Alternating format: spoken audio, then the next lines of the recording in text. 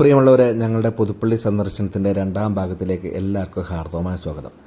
ചെങ്ങന്നൂരിനും തിരുവല്ലയ്ക്കും ഇടയ്ക്ക് കണ്ട ആ വെള്ളക്കെട്ടൊക്കെ കഴിഞ്ഞു. ഞങ്ങൾ നേരെ ഇപ്പോൾ തിരുവല്ല ബൈപ്പാസ് റോഡിലേക്ക് കടന്നിരിക്കുകയാണ്.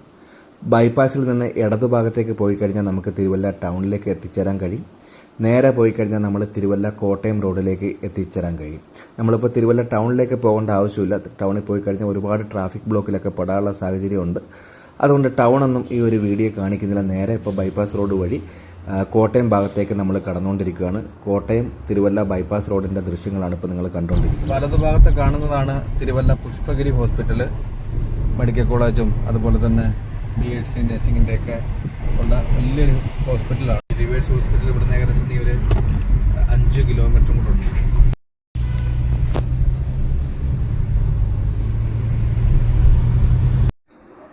പ്രിയമുള്ളവരെ, ഞങ്ങളിപ്പോൾ ചങ്ങനാശ്ശേരി ടൗണിലേക്ക് എത്തിച്ചേർന്നുകൊണ്ടിരിക്കുകയാണ്. തിരുവല്ലയിൽ നിന്ന് ചങ്ങനാശ്ശേരി ബൈപ്പാസ് റോഡിലേക്ക് നമ്മൾ കടക്കുമ്പോൾ, അല്ലെങ്കിൽ ബൈപ്പാസ് റോഡിലൂടെ കടന്നു പോകുമ്പോൾ നമ്മുടെ ഇടതുഭാഗത്തും വലതുഭാഗത്തുമൊക്കെ NSS കാര്യാലയങ്ങൾ നമുക്ക് കാണുവാൻ കഴിയും. കേരളത്തിൻ്റെ നായർ സഭയുടെ മൊത്തത്തിലുള്ള ആസ്ഥാന മന്ദിരങ്ങളും ഓഫീസുകളും പാർക്കുകളും ക്വാർട്ടേഴ്സുകളും അതുപോലെ തന്നെ ബാങ്കുകളും അതുമായി ബന്ധപ്പെട്ട അനുബന്ധ സ്ഥാപനങ്ങളൊക്കെ പ്രവർത്തിക്കുന്നത് ഈ ഒരു ചങ്ങനാശ്ശേരി ടൗണിൻ്റെ ഹൃദയഭാഗത്തുള്ള ഈ ഒരു മേഖലയിലാണ്.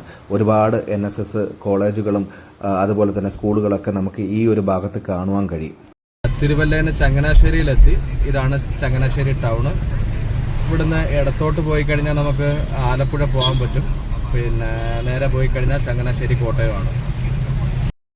പ്രിയമുള്ളവരെ, എൻ്റെ വലതുഭാഗത്ത് കാണുന്നതാണ് ചങ്ങനാശ്ശേരി SP കോളേജ്. ചങ്ങനാശ്ശേരി ടൗണിൽ തന്നെ പ്രവർത്തിക്കുന്ന വളരെ പുരാതനമായ വളരെ പ്രസിദ്ധമായ ഒരു കോളേജാണ് SP കോളേജ്. കേരളത്തിൽ തന്നെ പല പ്രമുഖരും രാഷ്ട്രീയ പ്രവർത്തകരും സിനിമാ നടന്മാരൊക്കെ പഠിച്ചു വന്നൊരു കോളേജും കൂടിയാണ് SP കോളേജ് എന്ന് പറയുന്നത്.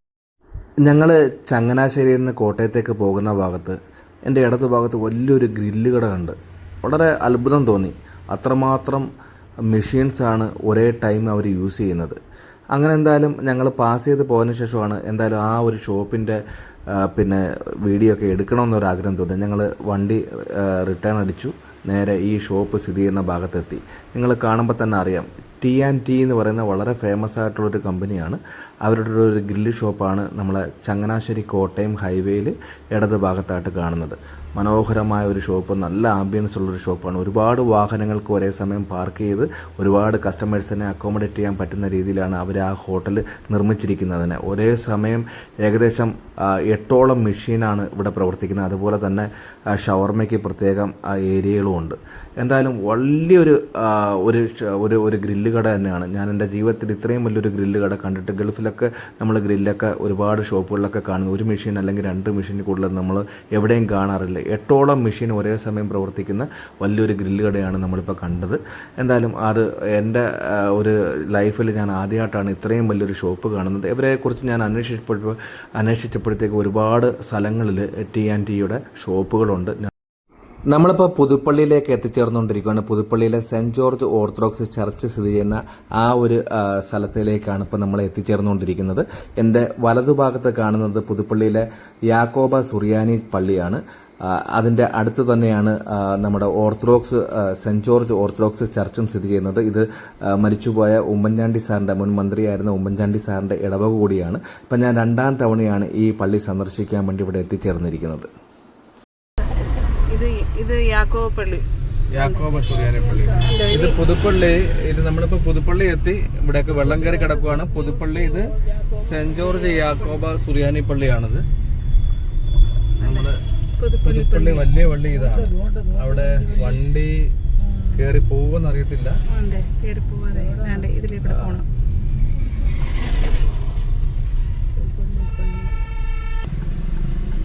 വണ്ടി ഇവിടെ ഇതാണ് പുതുപ്പള്ളി. വെള്ളം കയറി കിടക്കും.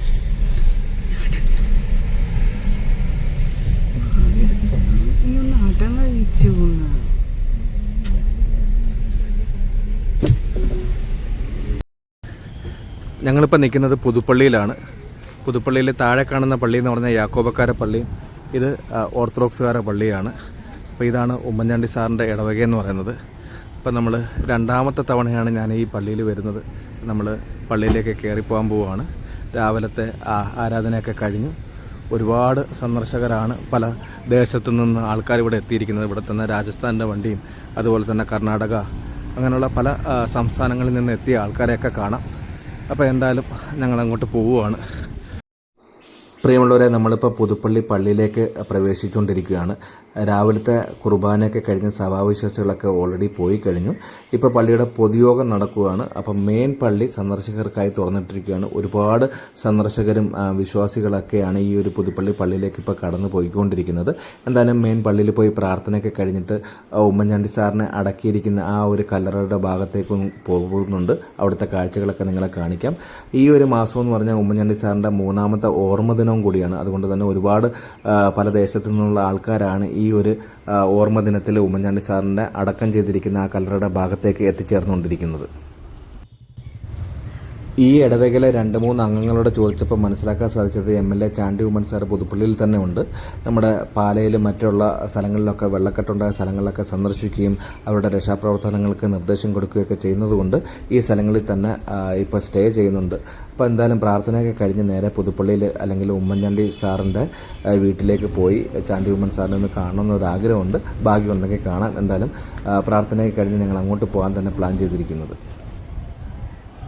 നമ്മളിപ്പോൾ ഉമ്മൻചാണ്ടി സാറിൻ്റെ കല്ലറയുടെ അടുത്താണ് നിൽക്കുന്നത്. അപ്പോൾ ഇപ്പോഴും ഒരുപാട് ആൾക്കാരാണ് ഈ കല്ലറയിൽ വന്ന് പ്രാർത്ഥിക്കാനും പിന്നെ ഈ കല്ലറ കാണുവാനും ഉമ്മൻചാണ്ടി സാറിൻ്റെ ഓർമ്മകൾ ഒന്നായി വെറുക്കാനൊക്കെ ഇവിടെ എത്തുന്നത്. ഇതാണ് നമ്മുടെ പുതുപ്പള്ളി പള്ളി എന്ന് പറയുന്നത്. മനോഹരമായ ഈ പുതുപ്പള്ളി പള്ളിയുടെ തിരുമേനിമാർ അടക്കിയിരിക്കുന്ന ആ ഒരു കല്ലറയുടെ ഭാഗത്താണ് ഉമ്മൻചാണ്ടി സാറിൻ്റെ കല്ലറയും സ്ഥിതി ചെയ്യുന്നത്. ഇപ്പം 3 വർഷം മരിച്ചിട്ട് ഇപ്പം 3 വർഷമായി. 3ാമത്തെ ഓർമ്മയാണ്. ഇപ്പോഴും ഒരുപാട് ആൾക്കാരാണ് ഈ ഒരു കല്ലറയിലേക്ക് കടന്നു വന്നുകൊണ്ടിരിക്കുന്നത്. പ്രിയമുള്ളവരെ, ഞങ്ങൾ പുതുപ്പള്ളി സെൻറ്റ് ജോർജ് ഓർത്തഡോക്സ് ചർച്ചിൽ പ്രാർത്ഥനയൊക്കെ കഴിഞ്ഞിട്ട് ഞങ്ങൾ ഇറങ്ങി. ഇനി തിരിച്ചു പോകുന്നത് നേരെ പരുമലയിലേക്കാണ്. അപ്പോൾ ഈ ഒരു വീഡിയോ ഇവിടെ വൈൻഡപ്പ് ചെയ്യാനുള്ള സമയമായി.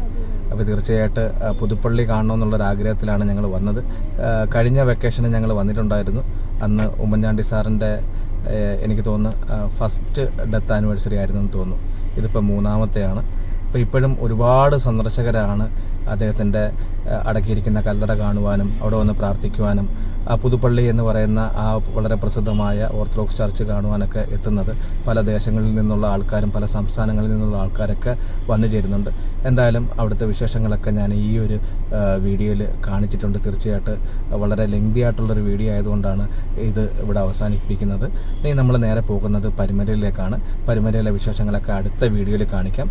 അപ്പോൾ ഈ ഒരു വീഡിയോ വൈൻഡപ്പ് ചെയ്യുന്നു. തീർച്ചയായിട്ടും ഈ ഒരു വീഡിയോ നിങ്ങൾക്ക് ഇഷ്ടപ്പെട്ടിട്ടുണ്ടെങ്കിൽ ലൈക്ക് ചെയ്യുക, ഷെയർ ചെയ്യുക. ചാനൽ ഇതുവരെ സബ്സ്ക്രൈബ് ചെയ്യാത്ത എല്ലാവരും ചാനൽ സബ്സ്ക്രൈബ് ചെയ്യുക. അപ്പോൾ വീണ്ടും നല്ലൊരു വീഡിയോയുമായി നിങ്ങളുടെ മുന്നിലേക്ക് വരുന്നതായിരിക്കും. അതുവരെ ഗുഡ് ബൈ.